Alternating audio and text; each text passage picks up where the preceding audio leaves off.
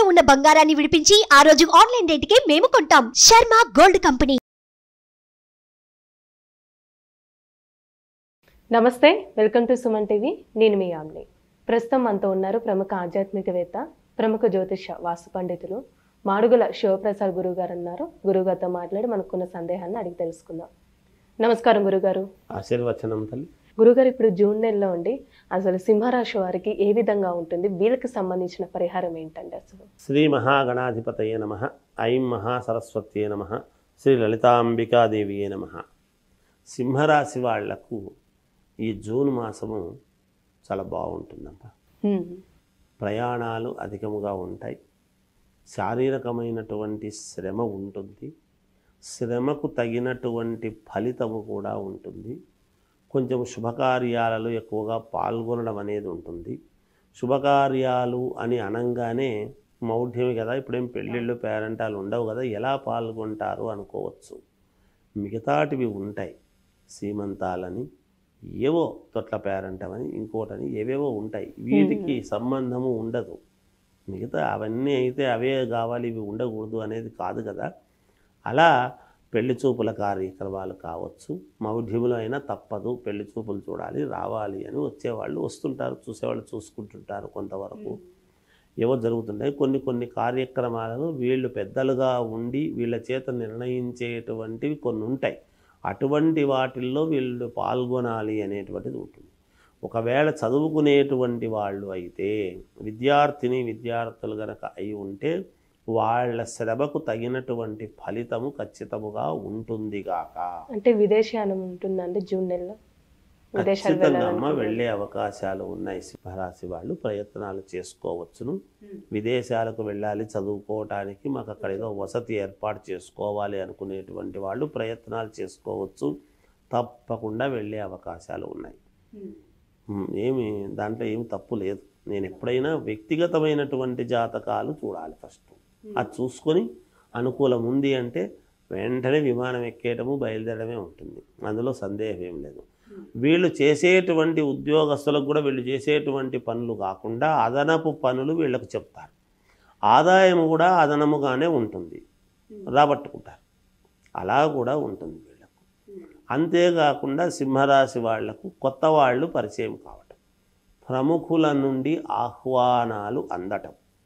అంత గొప్పవాళ్ళు మనల్ని ఏం పిలుస్తారులే అని వీళ్ళు కనుక అనుకుని ఉంటే తప్పకుండా వాళ్ళ నుండి వీళ్ళకు ఒక గుర్తింపు వచ్చి మీరు కూడా రండి అని పిలవటం చేయటం జరుగుతుంది. తద్వారా వీళ్ళు ఆనందము, సంతోషము వ్యక్తపరచడం జరుగుతుంది కాక.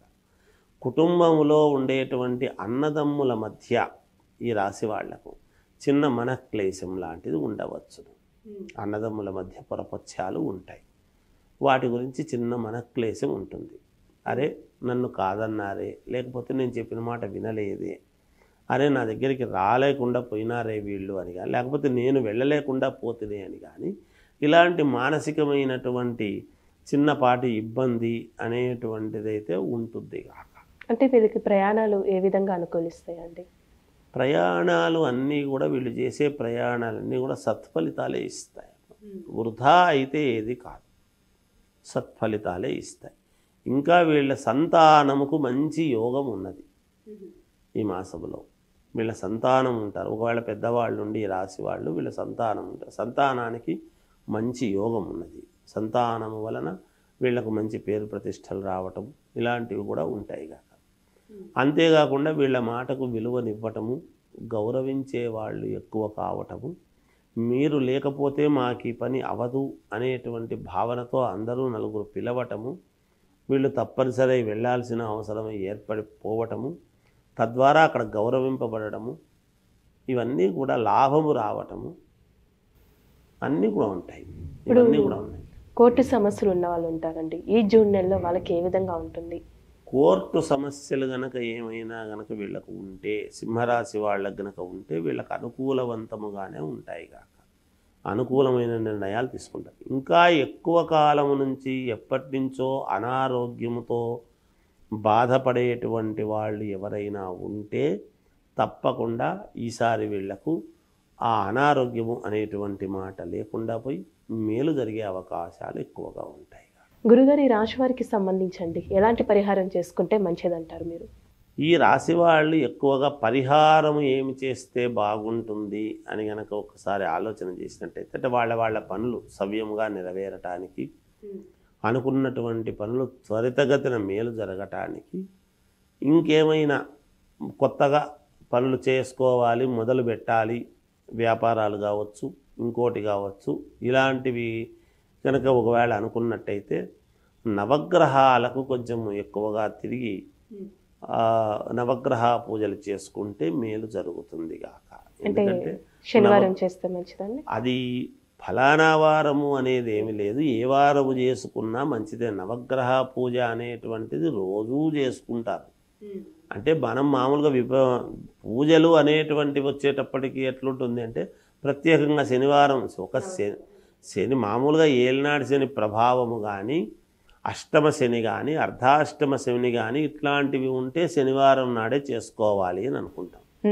మిగతాటివి ఏ రోజు చేసుకున్నా అనుకూలాన్ని బట్టి మంచి రోజు చూసి చేసుకుంటే సంతోషమే బాగుంటుంది, వీళ్ళ పనులు జరగటానికి అనుకూలముగా ఉంటుంది గాక. నవగ్రహాల యొక్క అనుగ్రహము వీళ్లకు ఉంటే మేలు జరుగుతుంది, ఉంటుంది గాక. మంచి పరిహారం తెలియజేస్తారండి, ధన్యవాదాలు మీకు. సుమన్ టీవీలో మీ పర్సనల్ అండ్ బిజినెస్ ప్రమోషన్స్ కోసం కింది నెంబర్కి కాంటాక్ట్ చేయండి.